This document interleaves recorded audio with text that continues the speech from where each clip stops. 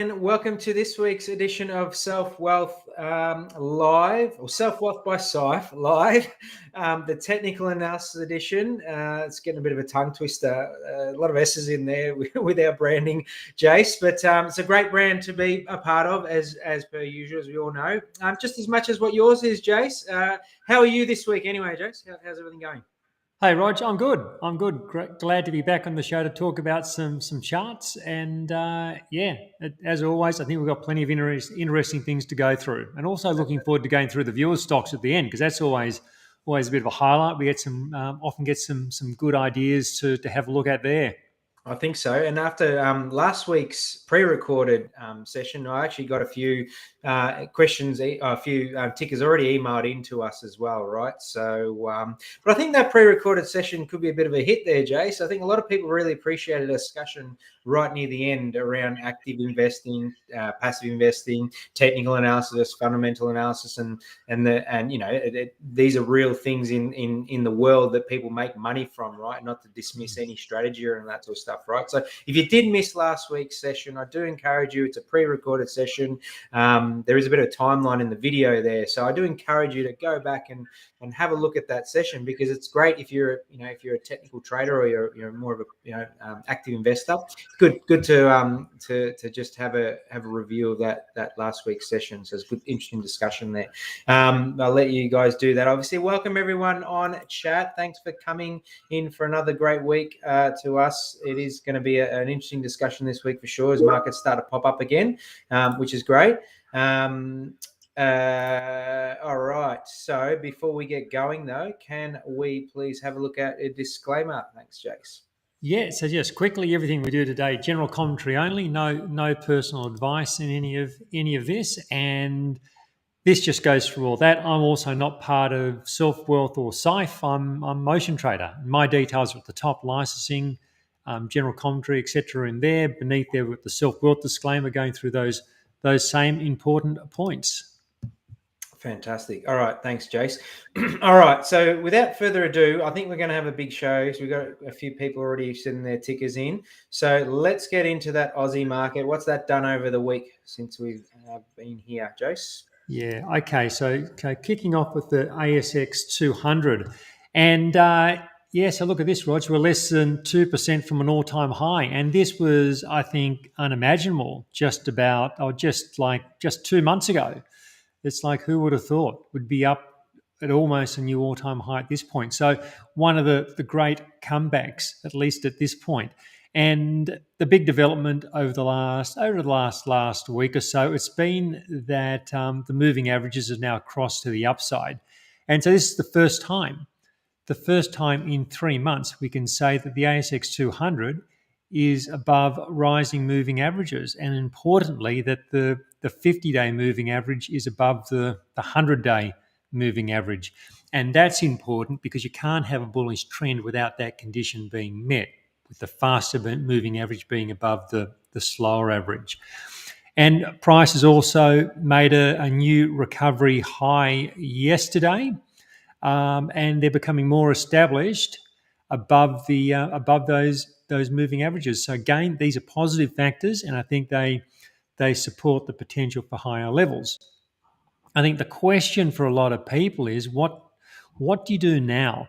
And it's interesting because I have heard from people over the last 2 or so weeks where they've said, "Look, I got out on the way down, but I haven't got back in as prices have gone up." And this is something that often happens when we get these sharp sell-offs.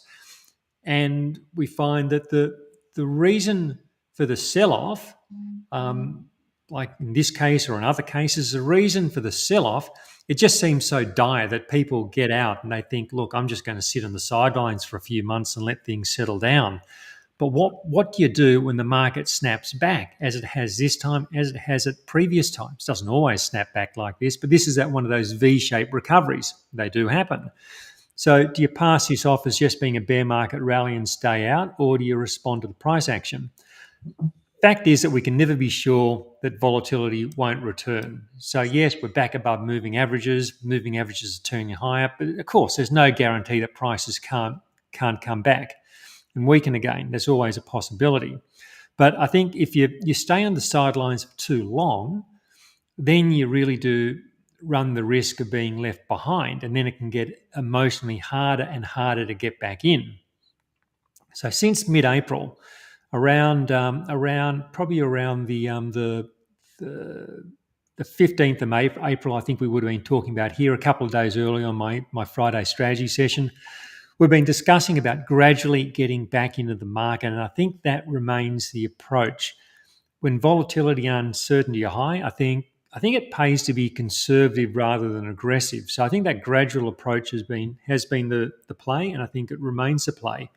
For anyone who's been slow to return, I think the message is the same. I think the word remains gradual. I don't think it's wise to play catch up with bigger positions, because that's always the temptation for people. They say, "Look, I've missed the early stages." People play differently. Some people say, well, "Look, I'm not getting back in because I think the market's going to crash or do whatever." Other people say, "Well, I better catch up, so I'll take on more risk to get back in." And but I think it's a case of being gradual. We've talked about the potential for a pullback over the last couple of weeks. So far, it hasn't happened. The market keeps grinding higher, but I think that prospect of a pullback is still very much alive. I'll show you some price action from an earlier period, which I think is interesting. It's not to say it'll happen exactly the same this time round, but it just gives us an idea of like how price action can play. This is from 2018. Had this sharp sell-off during the second half of 2018. And what's interesting about this is that, like we've just had, it was a panic-driven sell-off, about 15%. And the reason, well, a big factor was Trump's trade war with China in his first term. So, these things have a habit of recycling in different ways in different periods. So we had the tariff panic of 2018, and as is often the case, the worst fears weren't realised. Situation improved. Stocks started to rally. You'll see that similar V-shaped recovery, which we're experiencing now. Prices go from being below the moving averages to being above the moving averages. Moving averages cross just like they have now. And then the ASX 200, just look at the price action through this initial period after they cross above the moving averages. We have this grinding rally towards what was then the all-time high. So the all-time high from August 2018, grinding rally towards the all-time high. All the while, the ASX 200 it is stretched above the 50-day moving average, but it maintains that elevation above the moving averages for several weeks before eventually giving way to a pullback towards the 50-day moving average. So keep this price action, keep this sequence in mind, being stretched, grinding, and then pulling back. Let's jump forward to the current day. And we've got a similar type of setup. The fast move from below the moving average to above, stretched above the 50-day, grinding rally towards an all-time high. So will the pattern from 2018 continue? Well, of course, I don't know. There's no way to tell that, and it probably won't be a perfect overlay either. But it is interesting because the market has been exposed to similar fear and uncertainty, and emotionally, people tend to behave in similar ways. Hence, we've got that V-shaped recovery. So yes, this grinding rally could have some more in it, but I think as the ASX 200 approaches this all-time high, I think the odds of a pullback back towards the 50-day moving average, I think that increases. Even if prices just went sideways while the 50-day moving average catches up, I think either of those scenarios do start to increase in probability. I'm long the ASX 200 index. I'm long individual stocks. So for me, as we were talking about, it's been that gradual process of buying on the way up. And I think that's the way to continue playing this. I'm happy to hold what's working. I'm happy to buy stocks that are breaking out of ranges, that are rallying off their moving averages. But what I don't want to do is chase stocks that have been running hard. And that's due. It's just due to that potential or that risk of a pullback, and possibly that near-term upside, it just may be limited as we do approach that all-time high. As always, Rog, I'm using those wide trailing stops to try and see off the inevitable pullbacks when they do come. Yeah, I think once again, so important, as you say, to try and maintain your plan in these circumstances. Once again, there's a bit of a question down there around what to do with stocks coming that aren't moving with the market, which we'll get onto that question very soon. But even I broke the rules, Jace. I broke my own rules with all this hysteria over an industry in lithium, and I'm paying for it now. So we might visit that as an example very soon of what not to do when you get excited about things. So, but let's before we do that, let's get on to the US markets then. How are we looking? Okay, so the SP 500, and I think this has been a pretty constructive week for the US market, the S&P 500, the US markets generally. We probably could say a constructive couple of weeks, really. The signs so far are that the dip's being bought. So prices have pulled back towards the moving averages. They've rallied. They're holding, and that's of course what we want to see. You'll also notice so far that it has been a shallow pullback. So from the high from mid-May, it's really hasn't come back too far at all, and I think that's important, as it shows that buyers are quick to step up and support prices. So again, that's a positive. It's when we get rallies and then the rally is aggressively sold, that's when I think we should be concerned. I'll show you an example from just a few years back. It was 2022. So market had a big sell-off. Then we have this strong rally. S&P 500 goes from below the moving averages to above. Moving averages start turning higher.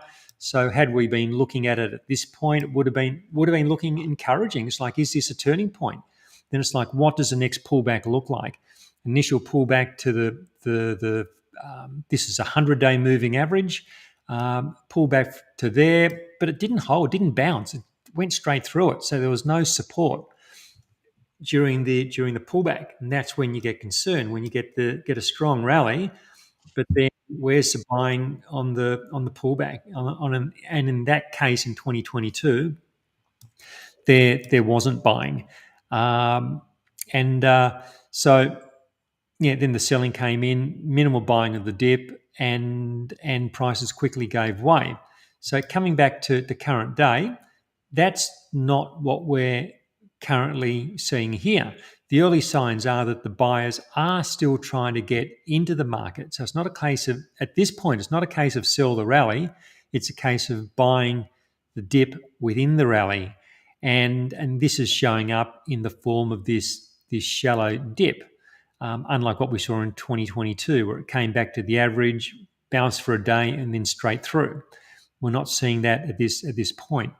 Coming over to the equal weight, so the S&P 500 on an equal weight basis, we're seeing the same sort of price action play out in that we've had the strong rally, getting prices back above the moving averages. Now prices are finding support as they pull back to the moving averages. So I think, again, that's a positive that we're seeing the equal weight trade in a similar manner to the S&P 500.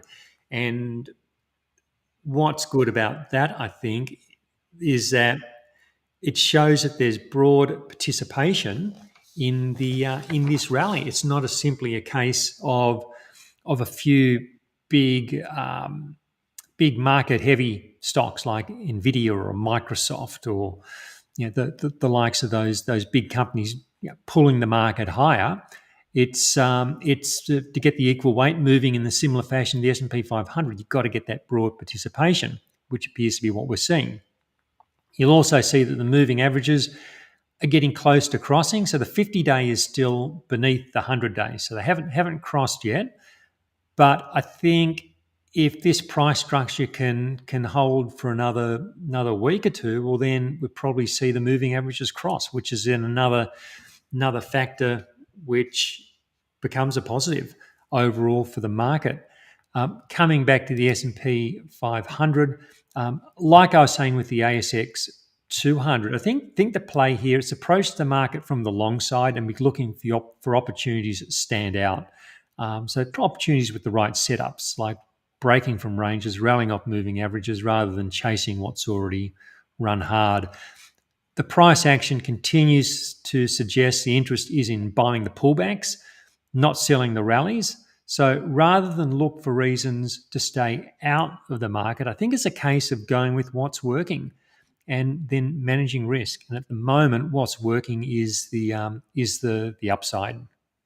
Yeah, perfectly said. I think one of those once again it's looking at the markets over this last few months, and if you were with us over the last few months, being able to still stay well positioned in your plan and seeing it go from this huge dip where everyone was just freaking out once again. And want to reiterate, if you kept on staying with us, being able to see the light at the end of the tunnel still, and we don't know whether there is an end of the tunnel, light at the end of the tunnel. But to be able to see this through now and still have a healthy portfolio, I think you're doing really well. Hopefully most of our viewers are with us, are doing well out of this, comeback in the markets as well, right? So, all right, let's have a look. How is Hong Kong and China doing?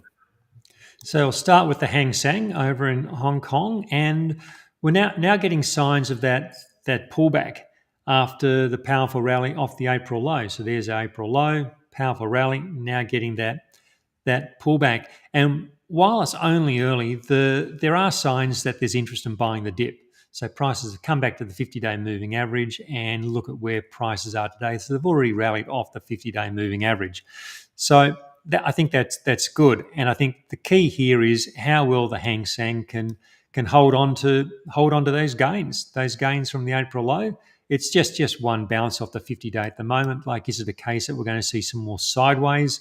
Could it just continue to move higher? Like, we'll see this unfold over the next week or two.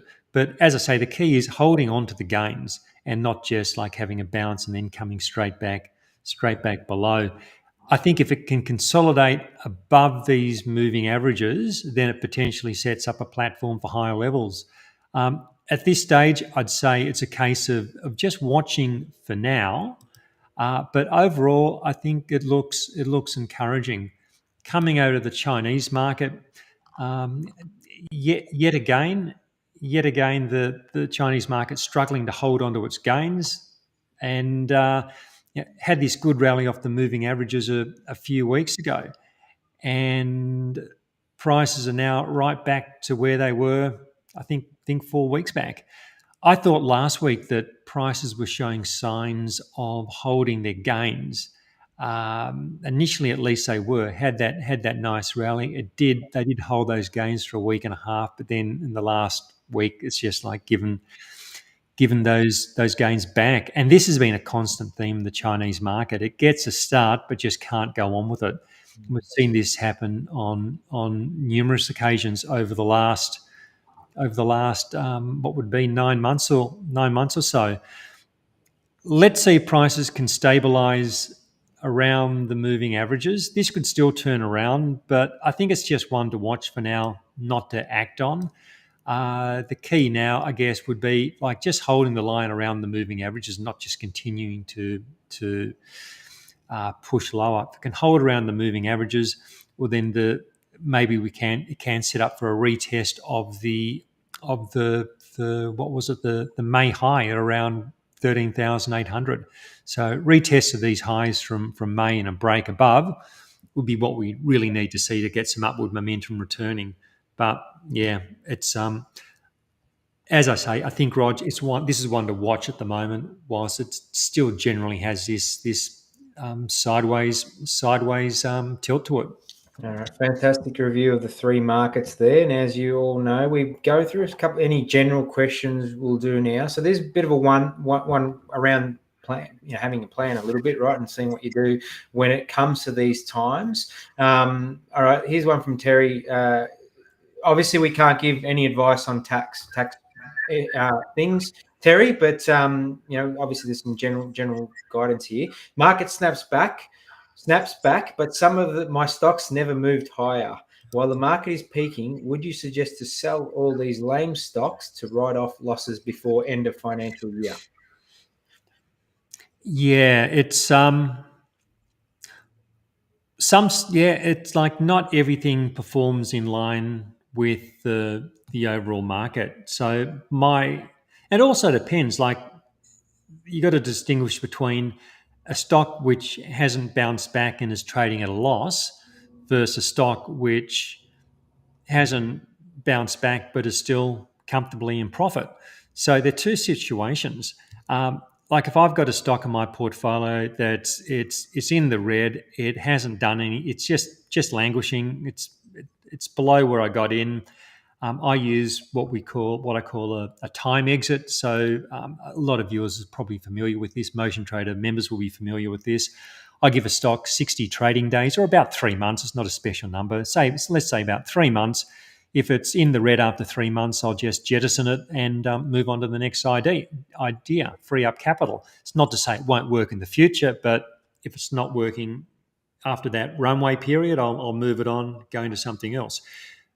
But if this, I've got stocks which they may be up, maybe a stock's up 50 or 60%, and then it goes sideways for 6 months, even though the market might be still pushing higher. I'm happy to keep those stocks in my portfolio because a lot of them continue to pay dividends, and after a holding period, could be 6 months, 9 months, 12 months. Some of them have gone on to significant gains after that. So I'm not in a hurry to push out a stock which is going sideways if it's in profit. So that's, I think, a key distinction, and it's whether people want to there is tax advice. We can't really get into that, but there is that timeline for tax selling is coming up this month. But then are there profits to net off those losses against? So as a whole, that's why you got to talk to a tax advisor to see whether it's going to be the right situation for you. I don't so much think about the tax deadline with managing my portfolio. I'll manage it based on the price action, and tax is something which we just need to manage after that. But I want to make the right decisions based on the stock rather than the tax calendar. Okay. Thanks for that, Joe. So, yeah, and I'll just keep on going back to the plan thing, right? Sort of sticking to the plan. I think you're given some good sort of guidance around, hey, is it in the red? I just wanted to confirm, because sometimes I have to confirm for myself as well, right? Is it in the red and has it been doing nothing for 3 months? Okay, it's time to rotate into something better, probably. Is it in the green and not doing anything for 3 months? Keep it and see what happens, right? So it just has some two clear rules as to how you manage these two stocks regardless. If you've got other rules around that, then that's up to you, obviously, but I think it just keeps it nice and simple, and I like that strategy as well, right? I'll just show you a quick example. Just this stock in my I've had this stock for maybe 3, could even be 4 years. I can't remember. It's a property orientated stock. Can't remember exactly where I got in, but let's just say it's around this point it would have triggered a motion trader signal. So but look at this lengthy period where it's just not doing anything. So I'm in this stock, and let's say this is just general because I don't have the exact levels. So I'm up around 30%. So it's a moderate gain. It's nothing exciting, but it's doing okay. It's up 30%, and then it goes sideways from let's say January 23 until it breaks higher in July 24. So that's about 18 months of just plodding along, actually pulling back gradually, and then just being dull, not doing anything. But it does pay a dividend, and I don't know what the yield is, but it's a decent yield. It's quite a decent yield. So I just let it sit in the portfolio, didn't worry about it. I wasn't worried about time exits because it's in the money. I'm making money on it. It's not costing me anything. So it just sits there, pays the dividends, and then look what it's done over the last say 9 months. It's gone from being a 30% gain to now being 170% gain. So stocks don't have to be doing something all the time to justify their position in the portfolio. If it's in profit, you're getting dividends on it. So what if it goes sideways for a while? As long as it holds above my trailing stop, that's great. But if I'd bought it another time, say my entry was up around here, say I just bought it near those highs, then it pulls back and it's doing nothing for a while, then the time exit kicks in. I'm in a loss in it, so I won't hang around for that stock, and then I'd move it on. So you can have your rules for both profitable stocks, for losing stocks, but this is just an example of why you don't always want to be in a hurry to move on a stock just because it's being dull, because dull periods often turn to trending periods. And if you can see off the dull periods, you can be nicely rewarded at the end of it. Not always, but yeah, you don't always need to be rewarded. When they do what Aspen's done, they can be strong portfolio contributors. All right. We'll just quickly touch on crypto because that seems to be once again a very hot topic. Let's just have a look at Bitcoin and quickly Ethereum, if that's okay, before we get on to stocks. Okay, so just searching for my Bitcoin chart. So I've got some Bitcoin. I got back into Bitcoin around this period here, just when it went from below the moving average, got back above, established a Bitcoin position. So we seem to be moving back into a risk-on environment. So this is when I'm also getting the S&P 500 position and Bitcoin, and that gradual re-entry into the market process we've been discussing. And so far, this trade is working out. So we've got the rising moving averages. They've crossed higher again after a brief decline. Prices above. They're consolidating at the moment, which is fine. They've recently hit a new all-time high. I'm in. I'm happy to stay in.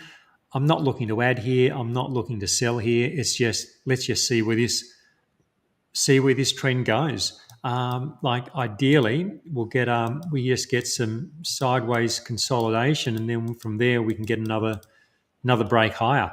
But whether it plays out like that or not, I don't. Of course, we don't know. The key for me now will be just watch this current pullback. Can it hold on to most of these gains? And for me, that would be staying above the moving averages. So it can withstand a bit of a pullback towards the moving averages, but we want to see it generally holding above the moving averages. If we start seeing a move like such where prices quickly find their way back below, well then I'd be closing out my position, and maybe there's a bigger range forming. Like that price action hasn't happened yet, so we don't really need to go there. I think at the moment it's do what's working. At the moment, crypto's working. I'm happy to be there. Okay. All right. Now let's get on to the viewer stocks. We've got quite a few, Jace. So I'm just letting you know now, just as a sort of rule, I think we'll aim to do two from each person. So if you've got more than that, well, maybe if we can circle back, if we've got the time, we will. But we'll start off with what's come in through the week. We'll start off with Sydney's. Let's have a look at DRO, please, and that might cover also Earls as well. So DRO, the old drone shield, our favourite from last year. Yeah, I think it looks really interesting. I like that it's back above the moving averages. I like that it's holding on to these gains. Like look at the gains from the April low, nice rallies, come back to the 50-day moving average. It's up near its highs today. It looks like a stock that's setting up for another leg higher. It's potentially a buy at current levels. Just looking at some risk on it. So it still needs a bit of a stop. You're looking at around, I think at a minimum 25% I'd want to give it. I'd probably want to give, I think you could, I'd be prepared to play this on a 25% stop. I know people like to use closer stops, but it's closer stops are hard when you get a stock that's moving around a lot. I guess if you wanted to have a go at a closer stop, I'd be using today's low. Like I like that it opened near its. Where did it open today? Yeah, so it traded lower this morning and then it's come straight back up. The buying's come straight back in. So a more aggressive play would be buy at current levels and use maybe even using today's low, it's still looking like an 11% stop. So the stop's somewhere between 11 and maybe 25%. Um, it's possible there's more consolidation to come. It could come back and retest a 50-day and you get more of this type of sideways and then a breakout. But overall, if I was in this, I'd certainly be holding on. Wide trailing stops, see off the volatility if possible, and consider an entry point potentially now, or if there's more consolidation, buying the breakout. So a few ways to play it, but yeah, I'd be happy with it in my portfolio. All right, fantastic. Let's have a look at the US market. It's Melly. Sydney, please. What's the code for that? MELI.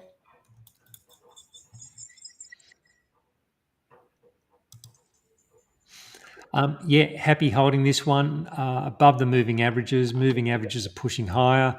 Overall, there's been a trend in place since mid 2022. A wide trailing stop could have seen off all of those pullbacks. That hasn't given a reason to get out. And I like what's happening at the moment with this strong rally. And then, look at the pullback. It's it's only a few days. It's probably not enough time to say it's done enough consolidation to be proportional to the size of the rally. It's also stretched above the 50-day moving average, but the early signs I think are positive in that it's a shallow rally. It looks like the dip's being bought. I don't think I'd want to buy it at this point. I'd rather see it consolidate some more, then maybe consider it. But yeah, if I was on it, I'd be more than happy holding it. All right, fantastic. Max wants us to look at ALQ. It's interesting with a share purchase plan of 1670, but currently trading at 1620. What do you think? That is ALQ. Overall trend is still in place. Is that? Oh, it is ALQ. Sorry. Yeah, it's a tricky one, ALQ, but its name is ALS, so it causes a bit of confusion. But yeah, so this can happen when they do capital raisings. The market sometimes gets upset and it sells off. But then what I often find, not always, but often, it will stabilise. Well, it might stabilise and then can push higher again. So I'd be giving this overall uptrend the benefit of the doubt. Wide trailing stop. Well, that's it sees off the pullback at this point. Let me just see. Yeah, wide trailing stop seen off all these. Well, a motion trader wide trailing stop at any rate has seen off all these pullbacks. This was probably a buy signal for motion trader back in December 23. Just like looking at this chart. So yeah, I'd be staying with this one. Whether or not I'd partake in the capital raising, and that's another matter. If they're raising capital at 1670 and prices below, well, it's probably better to buy at current prices and pay more for the capital raising. That's probably another discussion strategy around that. I typically wait till near the closing of a capital raising and see whether it's profitable to do it or not. But ALQ, I'd be happy hanging there. Probably wouldn't buy it at this point. I'd like to just see it stabilise and start to rally off the moving averages, but overall, happy to stay there. Okay, the next one for Max was HLI. Please.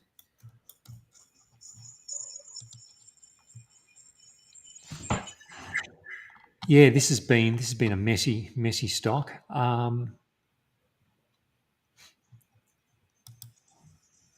Wonder whether I think there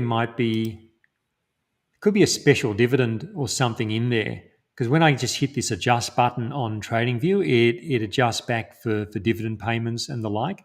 It's just unusual to have like these two large large gaps in the share price. So there's probably there's a bit more going on with this one. Looking at the size of that pullback, I think that would have probably been enough to take out most wide trailing stops. It's pretty abrupt pullback, and looking at previous trading ranges, they weren't particularly large, but I'm not sure on that. If I was holding it now, I'd probably keep holding it because we've gone from below the averages to above. The rallies so far being the consolidation looks constructive. It's a shallow pullback back towards the moving averages. That's probably the right one to look at, just taking whatever corporate action, taking that out of the picture. So in that, when you do that, it's still trading up near its highs. Yeah, I'd be happy hanging in there. Probably wouldn't buy it at this point. I'd like to see some more consolidation of its recent rally. But yeah, certainly one I think I'd be happy continuing to hold. All right, fantastic. Let's get on to our viewers' stocks now. BOQ from Bob, please.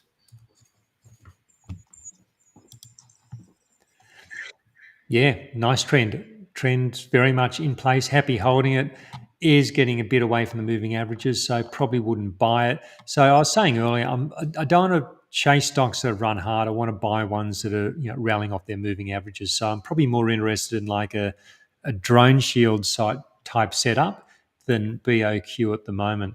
But when I say that, it's not to say I've got concerns that it's going to stop rallying, but I just prefer the risk reward entry point when we're rallying off a moving average rather than when we're pulling away from a moving average. This is where I'm happy to hold. I'd rather buy when, like you can see this trading range the price had been in, when prices were breaking above it. That's sort of like when probably more interested in looking at it from a buy. But yeah, very happy hanging on to a stock like this at the moment. Wide trailing stop below the 100-day moving average. See where it goes. Okay, next one's from Kirby. TEA.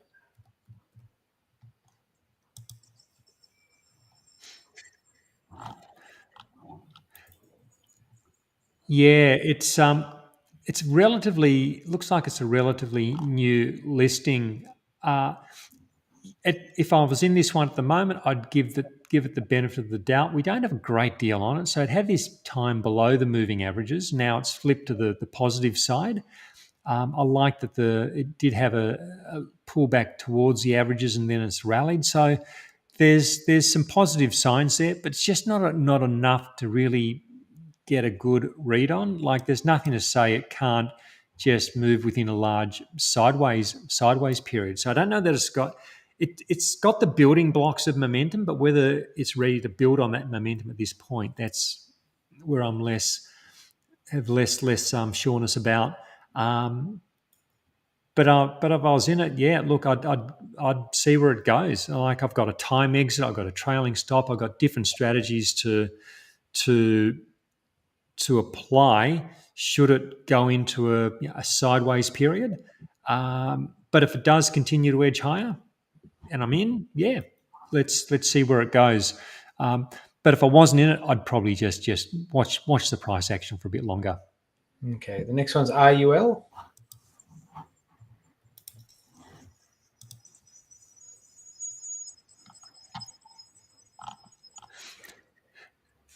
A little bit like the company we were just speaking about. This one's got a lot more price history, of course, but just in the sense that it has had the pullback period. It's now flipped to the positive side of the moving averages.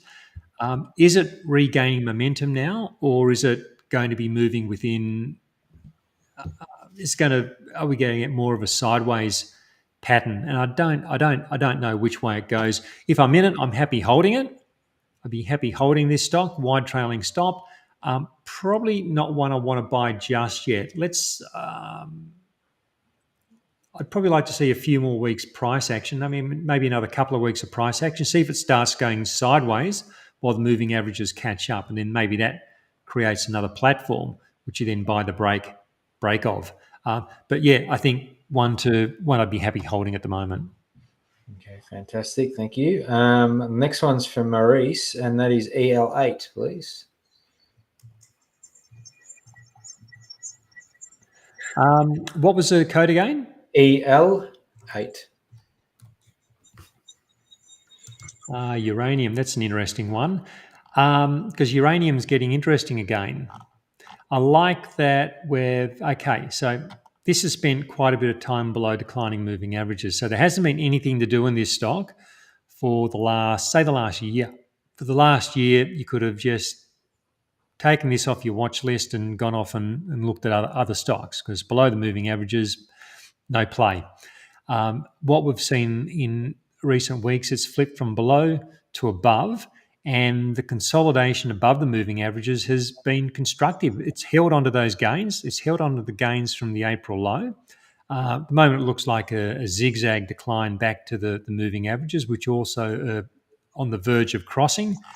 Actually have already. Yeah, they've just crossed. I would probably at this point want to buy into strength on this one because there's nothing to say that it can't get above the moving averages and then come back below, and we go into a period where it just oscillates either side of the averages. I'm just seeing whether there's an example from it's not really a good example, but here's one here where it just sort of like trades either side of the moving averages for a period of time.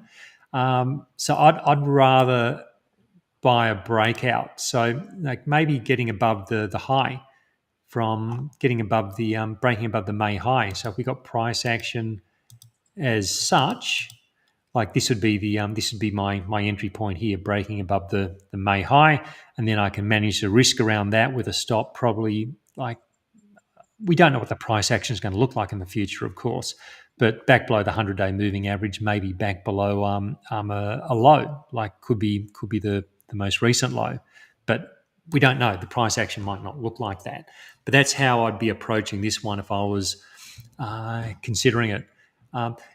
Similar sort of setups like happening in like Boss Energy and what are the other one? Bannerman. So it's an interesting sector to keep an eye on at the moment, and there could be a play developing in uranium.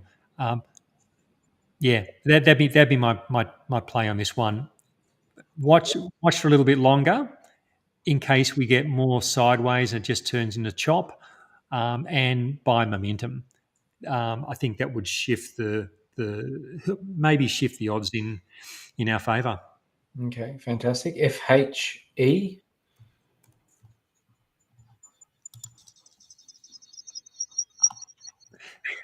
Yeah, it's not dissimilar price action to Elevate in that we've gone from below the averages to above. So we're in the pullback phase at the moment. If I was on this, fine. I wouldn't be on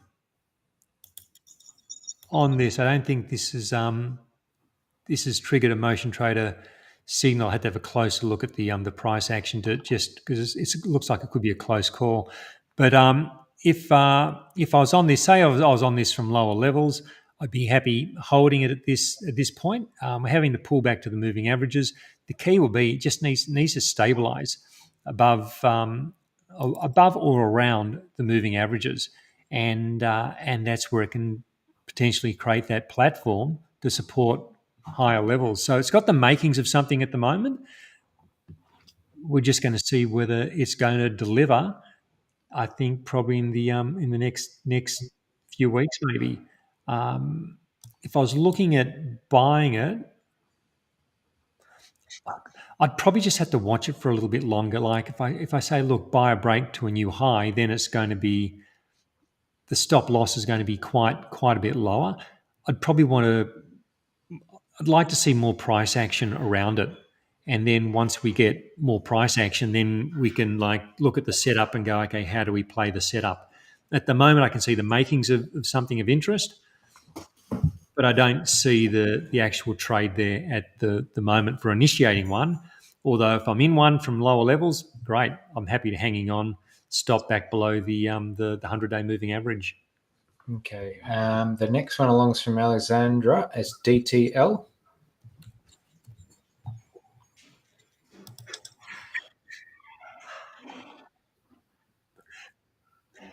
We've got a bit of crisscross of the moving averages happening. So we don't really have underlying momentum at the moment. So it's still a bit messy. Like, it could be said that maybe this is all like your classic zigzag correction, and now we're starting another uplift phase. But I'd probably be more interested in buying a break above like we could use the recent high. Like, the good thing about this is I think we've probably got some clear levels to watch. If DTL can break above the May high, then it's going with momentum. So if we get some more sideways, and then it starts to break above the May high, well, then that's a sort of structure I'd be happy to go with. We then manage risk around it, just having a stop back below one of these previous lows, if the price action happened to look like that. And then we've got an asymmetric trade where we've got relatively low price risk, but open upside is always uncapped. So just see where it goes. But I kind of need to see more price action to make that call. Like, for all we know, it could also continue to give way at this point. So that's why I say I don't have a clear view on this. We need that more price action to help put this one together. I probably wouldn't be in this at the moment. This pullback from the high would have been enough to have triggered my trailing stop, and the price action as such hasn't been enough to pull me back in. Okay, fantastic. Let's have a look at the vendors, OCL.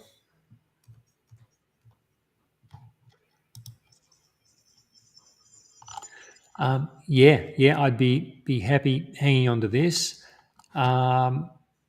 It's above the moving averages and all. That's all good. Probably wouldn't be buying it now because it is stretched above the moving averages, so it does increase that prospect that we get some sort of consolidation. In which case, I can watch that and see how it plays out, and then make an entry decision.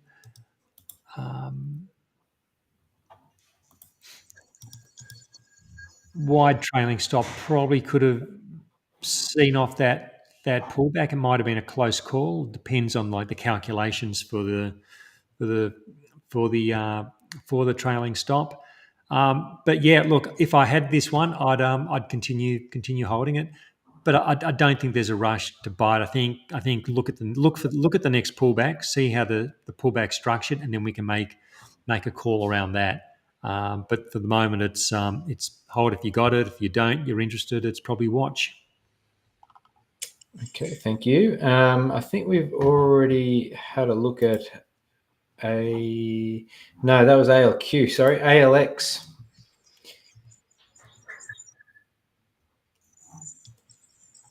From Shannon.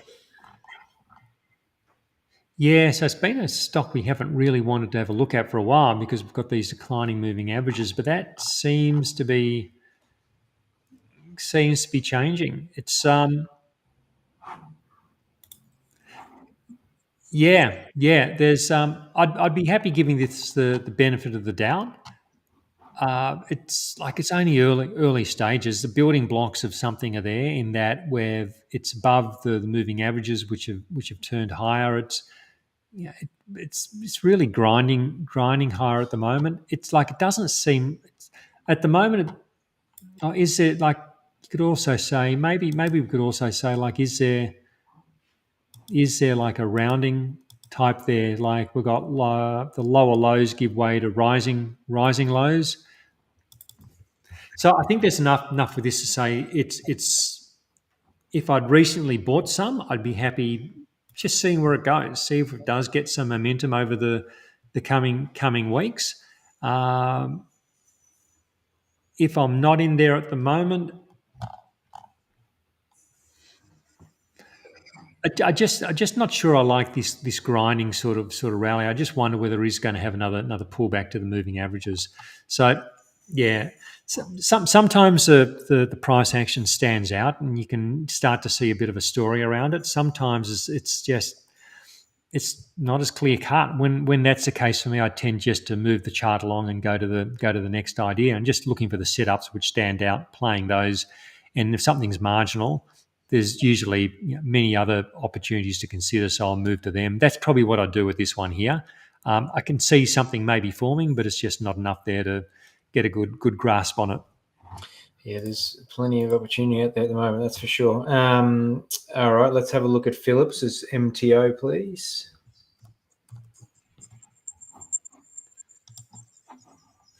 Yeah, this is a motion trader stock. It's been doing well. I'd be happy holding it if I had it. Again, it's getting a bit away from the moving averages. Maybe there's a pullback coming. I probably wouldn't buy it at current levels, but I'd be more than happy hanging on to it. Look, it's an uptrend. Rising lows, rising highs. That's the definition of an uptrend. Moving averages, moving north. So there's no problems I can see there. It's a case of letting what's working keep working for as long as it does, and have a wide trailing stop. For me, of course, it's almost always below the 100-day moving average, depending on where the calculation pitches it. All right, next one along is EHL, please. Neil.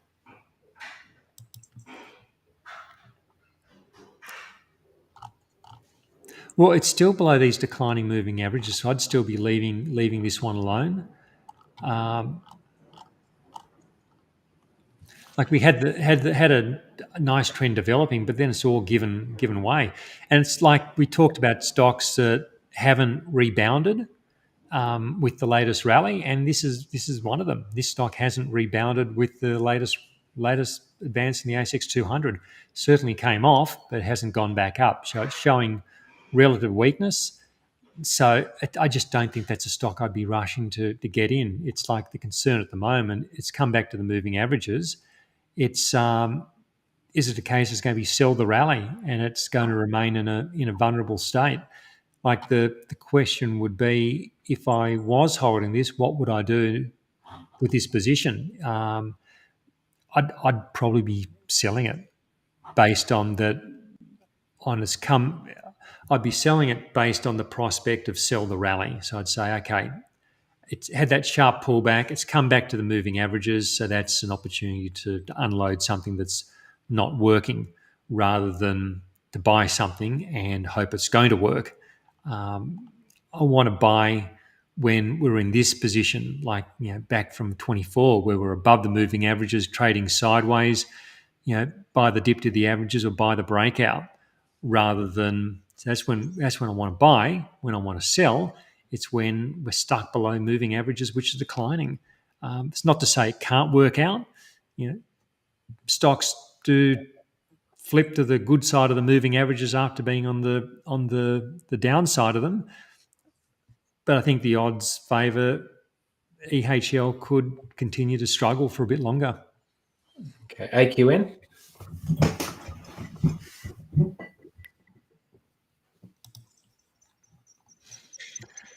Looks like a thinly traded type of stock, but it's got the right sort of structure, like rising moving averages. I like the sideways consolidation while the moving averages catch up. So see, there's that price action when we see prices get away from the averages. And then I'm often talking about how I want to see what the next consolidation looks like while the moving averages catch up. Well, here's an example where that's happened. We've gone sideways. I'll pull back and then sideways. Moving averages caught up. Now we're getting a rally off it. Whether it's going to continue moving higher or not, we can't say. But at this point, if I was in this one, I'd be happy staying in it. If there was some reason why I particularly liked it and I was looking for a way in, this could be sort of like the opportunity. Like you look at current levels and say, look, I can get in now with a 20% stop, or I could see if it consolidates more and then maybe I could buy a breakout. Maybe it's even above, if it were to pull back again over the next few days and then break above today's high, for instance, then maybe it's buying the breakout and then having the stop loss. So a couple of ways a few different plays depending on what the situation is. Okay, thank you for that. Let's have a look at Kelly's, which is there's a bit of a plunge for IEL this morning. Can you please have a look? Obviously, we don't know whether it's going to come back, but let's have a look. So what do we often talk about? We often talk about the bad stuff tends to happen below the moving averages, and this has been below the moving averages for some time, and as I say, that's where most of the bad stuff seems to happen. It's just not a stock it hasn't been a motion trader stock for years. Last time it probably was in the motion trader portfolio was back in 2023. Then it would have been stopped out and stay out. If I was in this, I'd just look. It's tricky because I can say if I was in this, I'd get out, but if I was in this, I would have got out long ago. So if I was in this, I would have been, and I can tell you just from the price action, I would have. It could have been like maybe I would have bought this breakout up here. So the moving averages are positive. Moving averages turned back in August, but not only do I want price above moving average, I want price hitting a new high. I use a 70-day high. Not that 70 is a special number, but it's a way to get an extra confirmation on the momentum as opposed to just using the moving averages. So when I do that, I think I would have got my 70-day high in this blue section just by quickly looking at the chart. Sometimes when you get that, well, that can be a start of a nice trend and it continues upwards, but not always. Sometimes momentum stalls and it falls back on itself, in which case I've got my stop loss.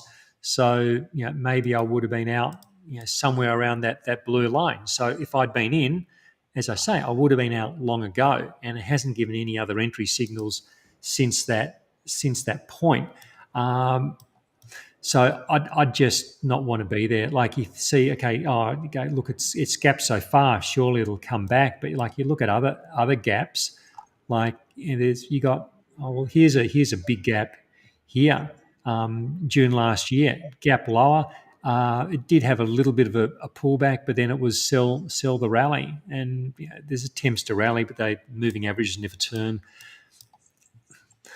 Yeah, I can't tell anyone what they should do because I don't know what the future for this stock is. But at the moment, it looks like the path of least resistance. It remains to the downside. So I'd be concerned that from here, could it halve again? It could. I don't know that it will, but it could. And I don't want to be exposed to that risk. I don't want to be there. Yeah, thanks, Joyce. Let's have a look at DB's AQN, please. Oh, sorry, what was that, Rog? AQN. Oh, we've already done AQN. Sorry, let's get on to EH, and we've already done EHL. They're both the same. Funny, same people. Must be in a group. Those two. Let's go to Jagjit. SHN, please. SHN. Yeah, look, there's not enough in this one for me. It's been below these moving averages for ages. It's popped up above it, but look, we've seen it pop up above the moving averages before, to no avail. It's not to say it can't come good, but it's a 1 cent stock. It's like I'd just stay away. I wouldn't even be punting this one. It's like you buy it here and say, okay, I'll put my stop loss below the recent low. It's like a 50% stop.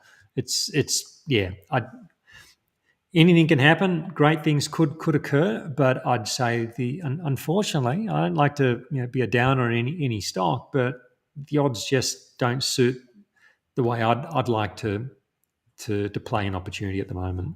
VRL.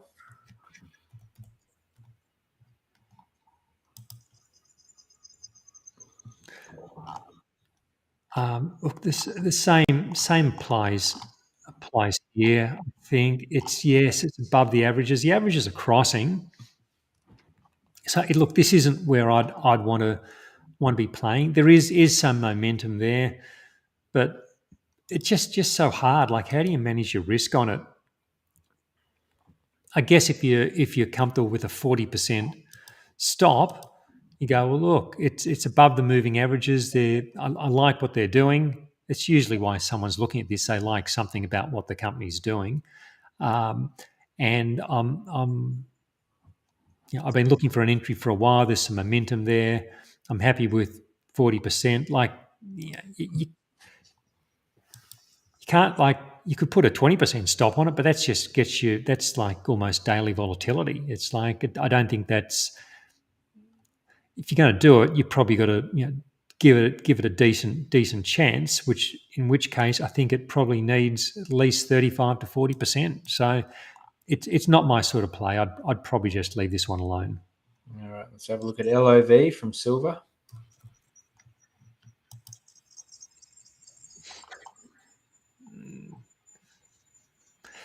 Is it starting to turn around? Well, it could be. It's had this time below the moving averages, got to the upside of it. I'd be just watching it for now. Wouldn't want to get in just yet. I want to see it establish itself above the moving averages, and so, like, no, it's not really. I'm just seeing whether it's done. Gives us an example from past times. What I'm looking for, but not really. It's like I'm looking for the sideways consolidation. I'm looking for, like, might only be like 2-3 weeks. We just get that sideways consolidation. The moving averages start to cross and come up beneath it, and then we could say, okay, let's buy on the break above that cluster of highs. So then we say, okay, let's buy it then if it does such, and then we have a stop below. It might be 15, 20, 25%, and then see where we go. But at the moment, I'm hesitating because sometimes we see these rallies up through the moving averages and they just don't stick. It's a case of it just comes back and it just starts to slide again. So that's why I'd like to see how this next consolidation plays out. If it just keeps trading higher, well, sometimes I miss things. Well, not, as I said earlier, it's like I want to wait for the right setups and play them. And so there'll be plenty of trades I'll miss. I'll think, I don't know that there's much there, but then it goes well. But that's okay. Let it go. I'll wait for the next one, which really seems to give me those parameters that I'm looking for. So if I'd already bought into this one, I like this strong rally. That's all good. I like that initial pullback. It looks shallow. So there's enough there to be holding onto it. Give it a bit of room, but put a stop loss on it. But if I was looking to get in, I'd be looking for some more structure, some more consolidation around these averages. All right.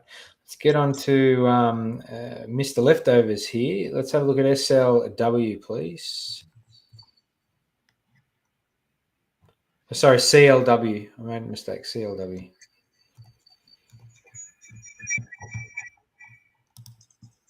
I think SLW was the old Selfwealth ticker, wasn't it, Rog? SWF. Okay. CLW. Well, it's stepping higher. So it's like rally and consolidate, rally then consolidate. Is this another part of the rally? It's like above the moving averages. The moving averages are higher. I'd be happy to run with this one and see where it goes. So if I was in this one, I'd be happy to stay there. Do we get a bit of that sideways consolidation we've discussed several times today? That could create the platform for another entry for someone else who wants to, anyone looking to get in. But I think there's you can see this sequence of higher lows and higher highs. It seems to be on the verge of making a new high now. So the building blocks of an uptrend are there. It's pretty messy at this stage. It's a property trust yield orientated play. So I don't know. I'm not sure it's going to do anything too exciting, but that's okay. It doesn't need to do anything exciting. Maybe it pays a dividend. Maybe there's some capital gain. So I think there's certainly probably a place for this in some portfolios. All right. Next time we'll look at is CAT, please. Well, this one's been on the tear.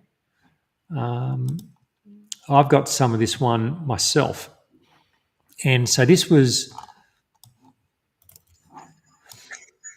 a motion trader stock from, I'm thinking it probably would have been July 23, would have been when it triggered. So the moving averages have crossed after this high point. So moving averages crossed and then it made a new high. That would have been the entry trigger. And then the wide trailing stop has seen off all these. So lots of pullbacks to the 50-day moving average along the way. There's a deeper one there from April, of course, April's volatility, but wide trailing stops saw that off, and now it's up at all-time highs. It's an extraordinary run, particularly over recent times, and it's getting a vertical appearance to it. But I haven't sold any. I'm staying on, seeing where this trend goes. I don't want to buy it here because it is like well above the 50-day moving average. For me, it's just wide trailing stop, let it run. This is probably where, like, depending on its weighting in a portfolio, it's up a lot. So if someone had bought at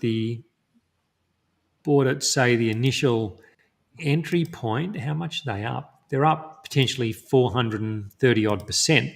Do you scale out of a position? That's certainly an option. Like, it's when a stock goes vertical, I just wonder how much longer it's going to keep going. Could it double again? I think anything can happen, but I'm not sure the odds favour it. I haven't scaled out of this one. I looked at its weighting in my portfolio. I think it's about a 4.4% weighting yesterday. So it's one thing to get over 5%. I can be more inclined to say, look, I'm just going to scale out a bit, maybe sell a third, something like that. So it's something for everyone to consider. Some people are happy holding the whole position all the way through. Some people want to sell half at some point. All things to consider. I think a trend following strategy makes the most money by holding the whole position the whole way and eventually getting stopped out at the trailing stop. But the bigger the stock gets within the portfolio due to exceptional gains, the more volatility that can create in the portfolio. So in the interest of some people want to reduce portfolio volatility, the way to do that can be trimming a exceptional performer at some point if its weighting just becomes too big. But for me, I'm hanging in there for now. Let it run. All right, let's have a look at ATA. Still got quite a few to go, just letting you know, Jace. So, Okay. ATA. Not for now. It's below the moving averages. It. I think I might have had some of this myself last year. It looked like it might have been getting a bit of a trend underway, but it's just come back. Other resource stocks are running better at the moment. This is, I'd just be leaving this one alone for the moment. If it can get back above the averages and get some momentum, we can come back and look at it. But for now, it's not suggesting there's a hurry to be coming in and looking at it as a buy. all right, LLC. Sorry, what was that, Rog? LLC. See. Downtrend persists. Is it going to be another sell the rally back to the moving averages? I'd be leaving it alone. It's like this one's been in a tailspin for years. Why should now be the turning point? Like, of course it could. The turning point can come at any time, but I think the odds would suggest that it's still in a downtrend. I'd say a stock's in a downtrend until proven otherwise, and this certainly hasn't proven otherwise at this point. Otherwise, you're just punting. You're punting that one of these lows turn into the real thing, and one may well be, but you can be a long time trying. Yeah. All right. Some US stocks here. TLX from Adrian. TLX, that's also an ASX listing. So that he specifies US, does he? These saying these are two US stocks, so it could be, yeah, but Yeah, probably so it hasn't been listed for long in the US. I wonder whether it's. I think it must be the same as the local listing. Um, Look, this has been in a long uptrend.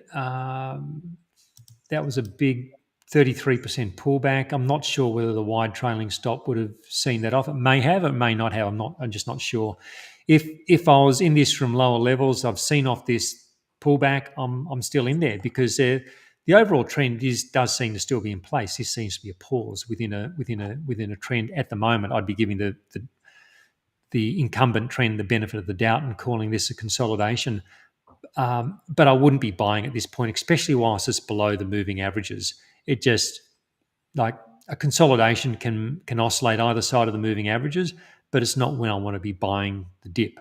I want to buy a dip when it comes back to the moving averages, not when it's hanging out below the moving averages like it currently is.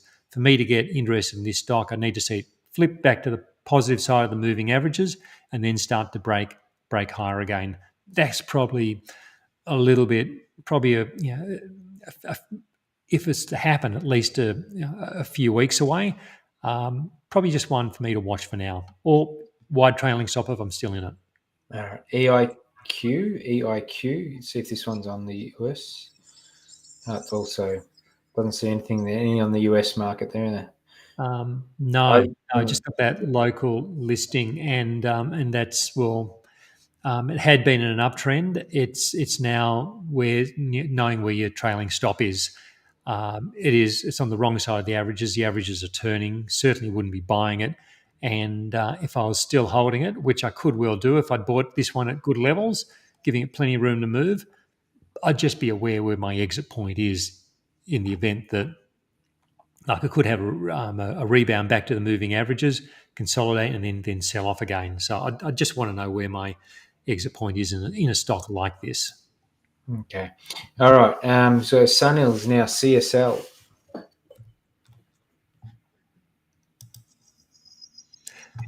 It's like Lendlease. The downtrend is it's not quite like Lendlease. It's this hasn't been in a tailspin for years. It's been a big sideways trading range.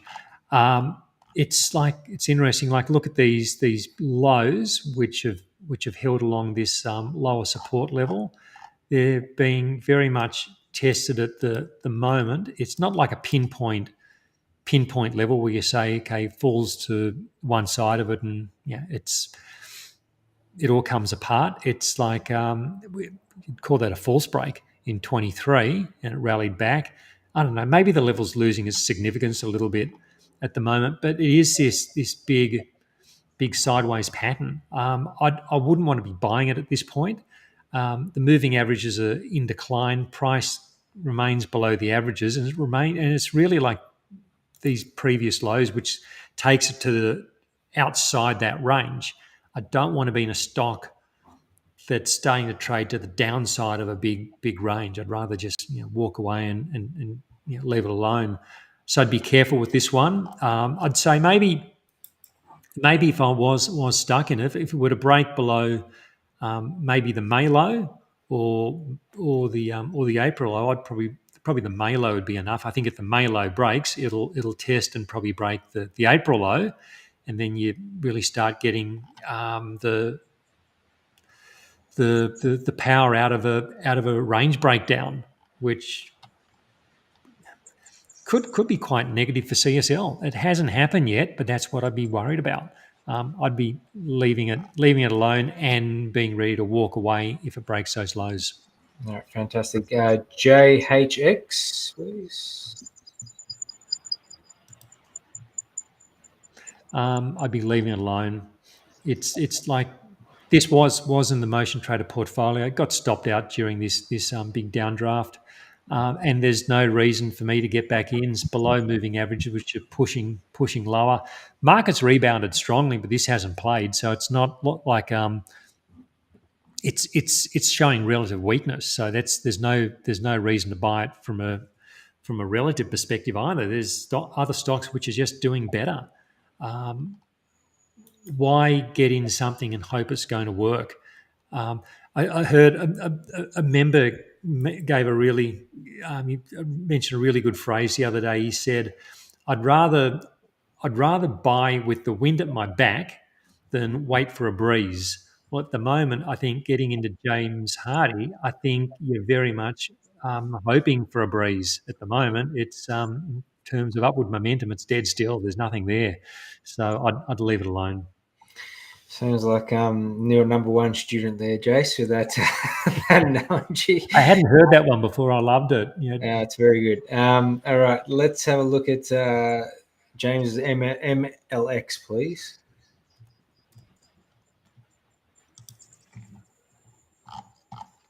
Yeah, I'm in this one.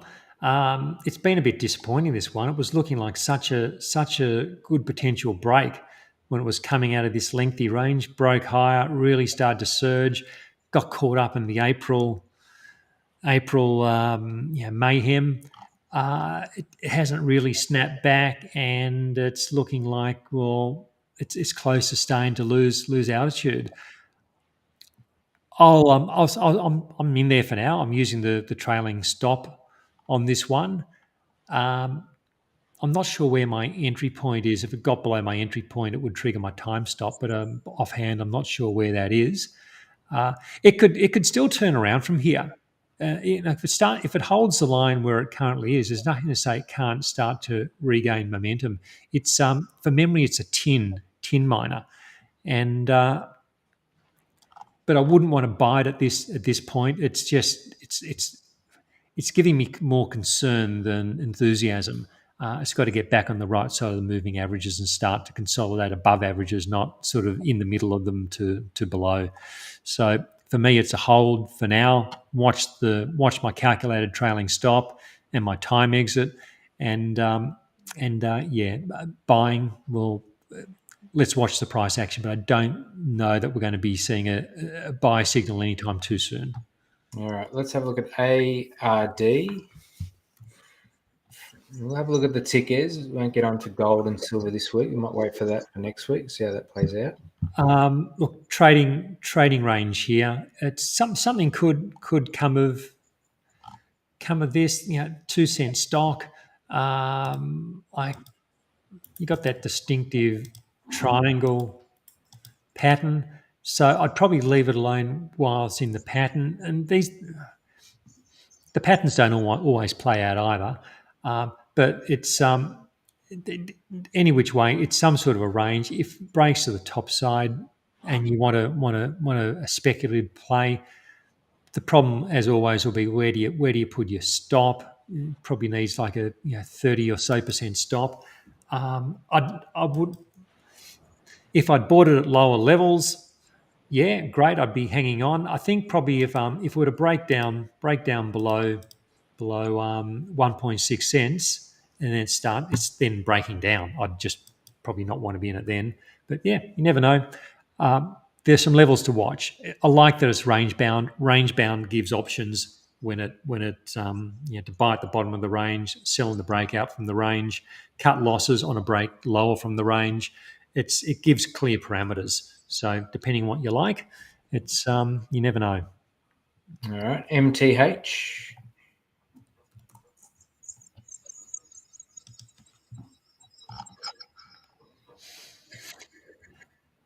Yeah, it's not a great.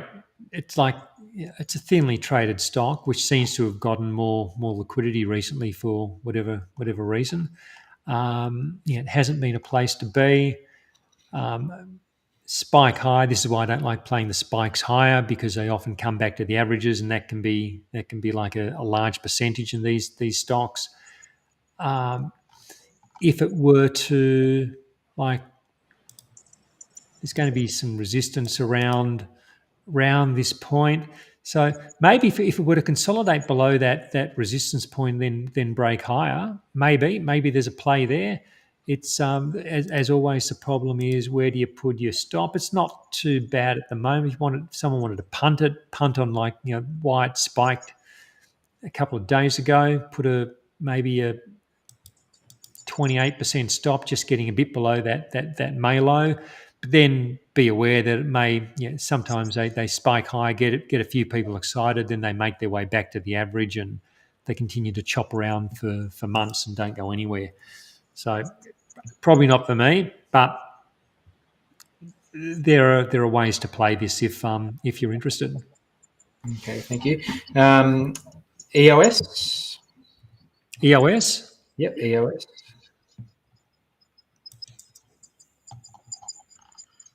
Yeah, happy holding. If I'm in this one, happy holding. Although not buying, stretched above the moving averages.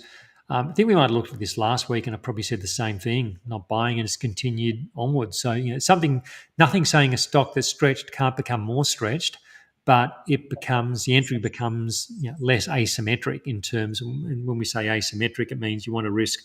Well, I want to risk, say for example, 1 unit to potentially make 3 units of profit. When something is like up where it is now, you might say, well, because I've got to have such a wide stop, I've got to risk, 1 unit to maybe make 1.5 units of potential profit. You never know what the profit side is because we're looking into the future, but you're just trying to get a rough gauge of what you think is reasonable. What reasonably could happen. So it's not really what I'd call an entry point, but it's certainly a holding point with a wide trailing stop. Seems to be breaking out from this one or so year corrective phase. It's certainly got plenty of upside potential to continue rallying. One I'd be very happy hanging on to.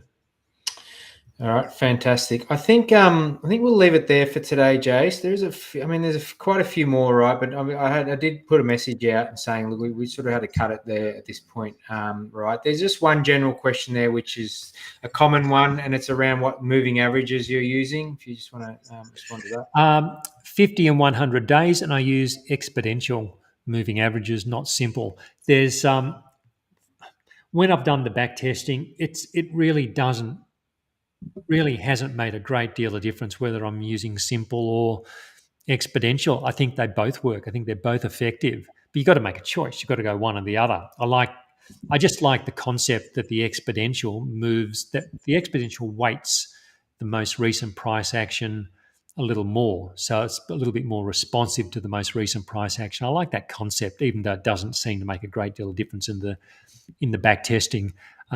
Sometimes I'm looking at a 200. Sometimes I use a 200-day simple moving average as a very longer term, broader benchmark for the market. So I can use one or the other, but more often than not, when you look at the strategy sessions that I do, I've got the 50 and 100-day exponential. Nothing wrong with using like 10 and 20 days if you want to do shorter term stuff. You want to be a swing trader. The 50 and 100 are probably going to move too slowly. Use what's fit for purpose. For me, looking for medium-term trends, I don't want 1,000 signals, well, not 1,000, but I don't want 30 signals every day, which I'd get a lot more if I was using 10 and 20-day moving averages. So I can reduce the signals by making the averages longer or slower moving, and I think it fits the medium-term time frame well. Looking for stocks that might do well over 1 to 3 years, but everyone, you do what you want. It's like, I think the moving average is a really good technical indicator if you apply it properly. And I've used all sorts of time frames. I've used it on minute charts, 5-minute charts when I've done intraday trading. It's just a good guide. Price above rising moving averages. I think that's the key we want, no matter what our time frame.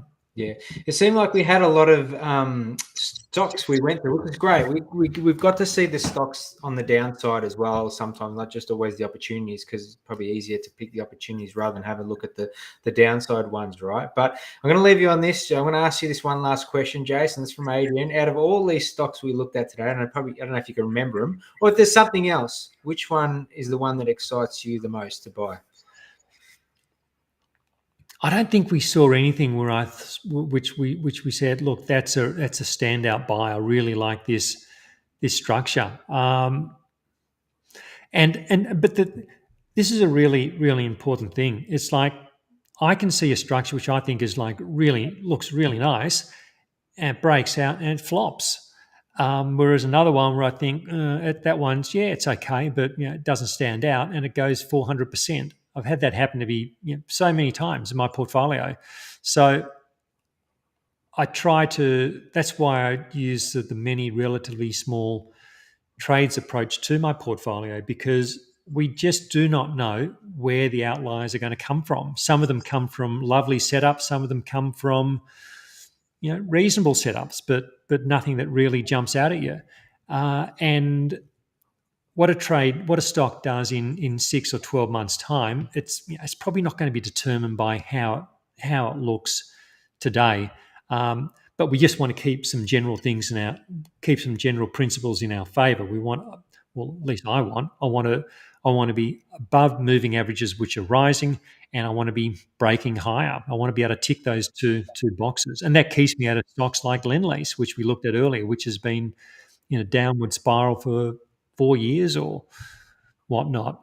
If I can, there's nothing quickly comes here. We've been going on for a long time, but it's So I can't give you a standout from today, but that's okay. Follow the principles rather than being looking for the perfect setup. I said earlier that I like to look for setups that look really good, because I've got a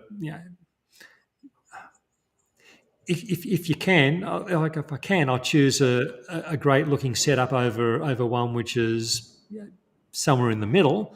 But with my portfolio, I'll follow a range of setups. It's like ticking those boxes: above rising moving averages, breaking higher. Give them room to run, see where they go. If they don't work, cut them. If they do work, let them keep running until they no longer do. All right, very good diplomatic response there, Jace. And Adrian's just come in and he's given you his thoughts, and that's DRO. So, but we'll leave it at that, right? That's a good point. Yeah, look, in retrospect, having said that, I think DRO is I won't say it was the most interesting because I don't remember everything, but I think it was one which did stand out as being particularly interesting. So it's as we discussed in that section, it had those characteristics which can be the building blocks of a good trade. Fantastic. All right, DRO might be back on the books for 2025. All right. Thanks, everyone, for coming along and providing all your tickers. There's just too many sometimes, and unfortunately, if we didn't get to yours, I apologise. Let's try and get to it next week if there's another one of yours we want us to look at. Thanks again, Jace, for your amazing insight into everything. It's always much appreciated. And if you do want to just check out you haven't done it yet, and you just want to see his playbook, Jason's playbook, it's free on his website. So it's motiontrader.com.au, right? So and it's all there in PDF format there if you've never seen it before, right? So and if you want to check us out, check us the link down below, and you'll get some free trades if you're not a Selfwealth client yet, obviously. But other than that, Jace, thanks again.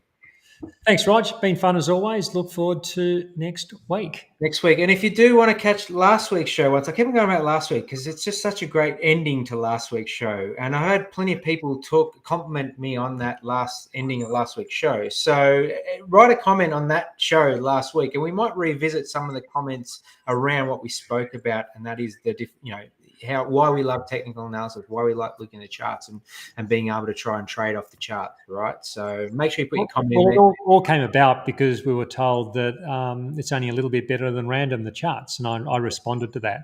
So it's a perspective which some people don't consider, particularly the fundamentalists. So maybe it'd be interesting to, as Rog says, have a look at it. Check it out, exactly, for some entertainment, more entertainment from us this week. All right, we'll see everyone next